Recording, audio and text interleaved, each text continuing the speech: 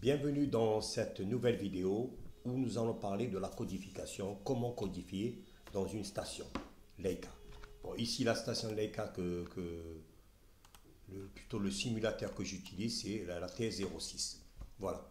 Bien sûr, quand on parle de codification, le but de la codification, bien sûr, c'est pour nous, c'est de simplifier le travail, c'est-à-dire éviter sur chantier de faire des croquis. Voilà. Donc, on va tout simplement, tous les points de taille seront codifiés.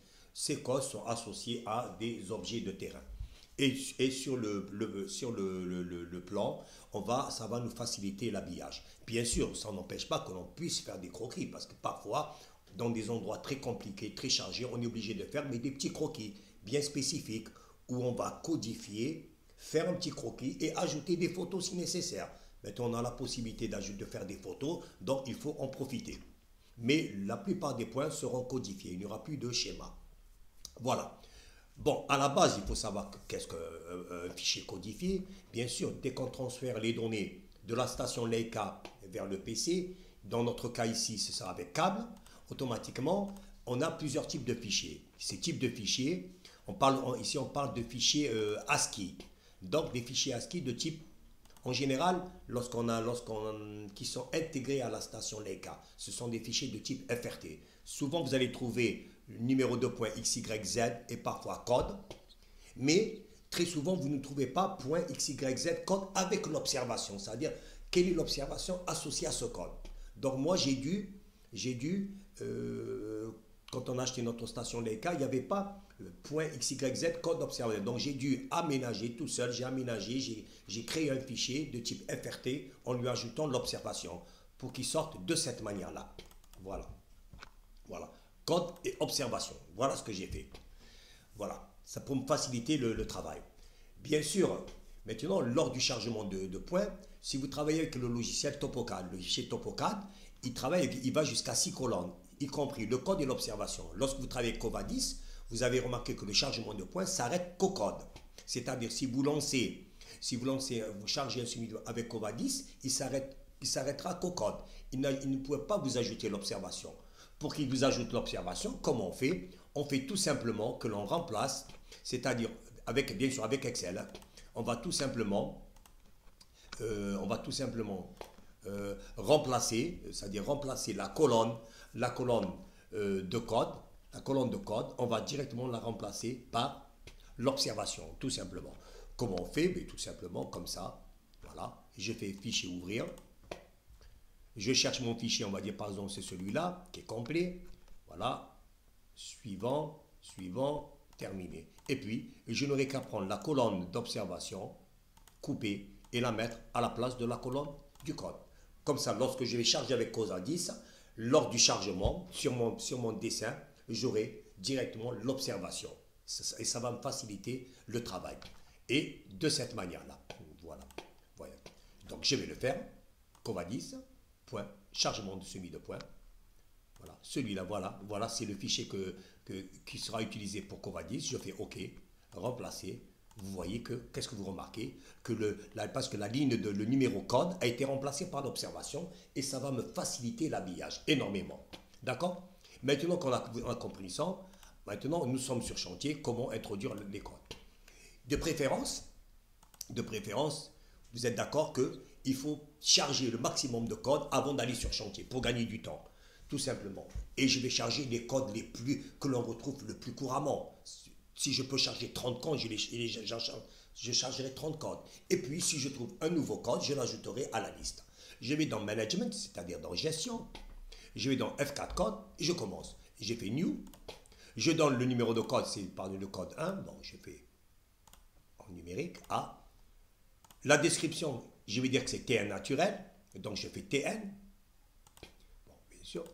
Je change alphanumérique, et je fais TN, je veux dire point TN naturel, entrée, voilà, entrée, je fais OK, je passe au deuxième code, je vais ici par exemple le code 2, ça sera Batalu, BT, un point de Batalu, entrée, OK, le code 3, je vais dire que ce sera un point de Otalu, donc je vais dire Otalu, Otalu, HT, entrée. OK, je vais dire que le code 4, ça sera par exemple piste.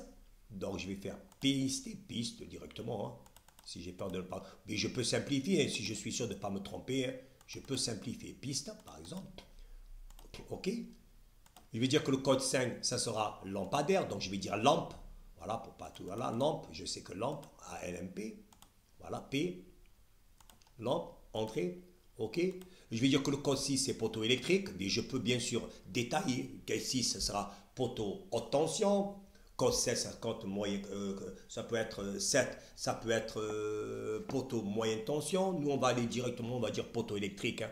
Voilà. Donc, je peux plus facilement, détailler. Mais vous avez aussi des informations. Je peux dire poteau électrique, ajouter des informations en plus concernant ce poteau. Mais nous, on va s'arrêter à la description. Donc, le code 6, je veux dire, c'est un poteau élec. Voilà. Voilà, poteau élec, voilà, tout simplement. Voilà. Si par exemple je veux faire plus, j'aurais pu faire code 6, poteau élec, poteau moyenne tension, 7 plutôt pylône, poteau électrique, 7 pylône, moyenne tension, pylône haute tension, 7, 8, ainsi de suite. Donc je peux rentrer dans le détail de la codification. Nous on va s'arrêter à poteau élec, voilà, poteau élec. Donc vous avez le choix, poteau élec, voilà, poteau électrique, très simple. Voilà. Entrée, on va dire code 7, on va dire bord route, c'est-à-dire le bord de route. Voilà, quand on prend la route, les routes goudronnées, c'est pas là, donc je l'appellerai bord route. Voilà, BR. En général, les bords routes, vous savez bien, on les prend sur la chaussée, pas sur le trottoir, bien sûr. Voilà, si c'est le trottoir, on dit je peux appeler code 8 trottoir. Voilà, et je dis c'est bon. That I save, et je fais échappe. Voilà, je fais échappe parce que je ne veux pas ajouter de code. Yes. Voilà. Maintenant, si je fais échappe, je vais dans programme et je vais aller dans F1, F1 pour lever, F4, voilà. Ici, j'ai les remarques. Donc moi, j'ai besoin de ramener le code. Je vais dans code, par exemple, code 6. Pardon, bien sûr, il faut qu'il soit numérique, Michel, voilà. Code 6, entrée, voilà, c'est poteau élec. OK, voici le code associé à la mesure. D'accord? Tout simplement, je n'ai aucun problème, voyez. Maintenant, si j'ai besoin dans notre code, ben, je vais aller dans code. Code, par exemple, je vais chercher un autre code, code 4. Voilà, entrée. Voilà, c'est la piste. Et je pourrai facilement travailler avec la codification. Vous voyez, c'est très pratique. Maintenant, imaginez en cours de route, bah, je trouve un nouveau code. Donc, je peux faire code. Voilà, tout simplement. Je vais ajouter un nouveau code à la liste, par exemple. Je vais dire, par exemple, le code 8. Entrée, il n'existe pas. Not found. Donc, je vais lui dire, voilà, code 8. Je vais lui donner code 8, par exemple, c'est un regard, par exemple. Un regard. Ou là, un arbre. Voilà, je vais dire c'est un arbre. Voilà, tout simplement. Voilà, je ne l'ai pas fait. Je dis arbre.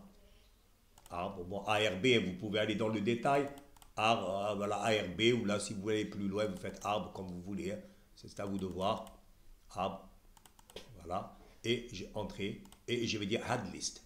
Il va me l'ajouter à la liste. Et je fais, voilà, OK. Dès que je fais ça, le code 8, il est associé à ma nouvelle liste. Vous voyez un petit peu? Vous voyez, j'ai codifié, mais bien sûr, je codifie le maximum de points, de détails de terrain, et lorsque je trouve des nouveaux codes, pardon, ils seront ajoutés à la liste, et lorsque je lance la mesure, le code sera associé à la mesure. Vous voyez? C'est ça que je vais faire. Une fois que j'aurai terminé, comme je vous ai dit, pour revenir à ce que j'ai dit, une fois que je vais transférer mes données, moi, je vais transférer avec ce type de fichier. .xyz, code observation. C'est mon type de fichier que j'ai créé, FRT, jusqu'à l'observation. Et comment sortira mon fichier? Mon fichier sortira de cette manière-là. Voilà. Et puis, comme j'ai dit tout à l'heure, si je travaille avec Covadis, j'aurai qu'à copier la colonne, à couper la colonne de l'observation et la mettre dans la colonne des codes, de telle manière à avoir ça. Voilà. Et vous voyez maintenant, je suis tranquille. Donc, vous voyez que la codification va énormément me servir pour mon travail. Voilà. Voilà. Donc, code associé à une mesure. Voilà ce que je voulais dire pour les codifications. Bien sûr, il faut codifier. Mais j'explique que parfois, lorsque vous avez des endroits très chargés, on peut faire un croquis, c'est-à-dire on fait un petit croquis, mais simple, des croquis très petits, un petit croquis associé avec un code, et on peut ajouter les photos, parce qu'on a la possibilité de faire des photos. Mais le gros du travail, je n'aurai plus besoin de faire de schéma. Voilà, j'aurai tout simplement qu'à codifier. Et voilà. et le travail sera rapidement fait. Sur chantier, je gagnerai du terrain et lors de l'habillage, j'aurai quelque chose sous cette forme-là. Vous voyez que très facile à habiller. Voilà, les points de terrain, les hauts talus, les bas talus. Voilà ce que je voulais dire dans cette formation. J'espère que ça vous a été bénéfique.